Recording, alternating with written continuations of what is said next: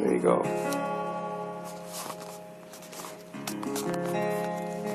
So I forget, were we living in Livonia when you got the thing, or were we out on Sheldon Road yet? Livonia. When I was really young. 100 years ago? Yeah, 100 years ago. So, what, the guy was an electrician at work? Is that what you're saying? No, he was a millwright, a hillbilly millwright. Mm-hmm. Somehow I got to talking about guitars and that we used to play. And he mentioned it, and I knew what he was talking about, an old dobro. It was an old raggedy case, you know, type thing. He says, well, is it fixable? And he says, yeah, somebody could. And I says, what do you want for it? Gee, I don't know, like that. I forget how it happened, but through some other trade with somebody, I ended up with a couple of shotguns. You know, single barrel, 12 gauge, kind of antiquish, but I didn't really have any use for them, you know. Right. I told him about it. I said, I'll trade you those. Or he said, oh, okay, great, you know. So we did. And got it home. And the neck, you know, had come loose somehow.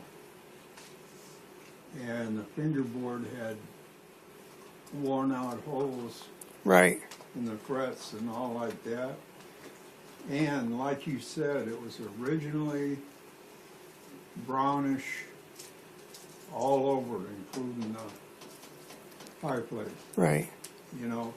They call that the soup strainer. So. Spaghetti strainer. I call it a pie plate. Right. But it was a like all winter project out in the back. Right. In Livonia. Right. You know.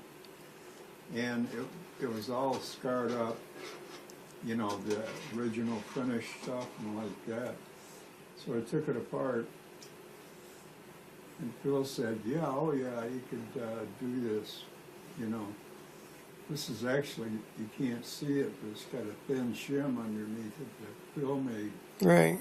And put under there, okay? But I took all the paint off.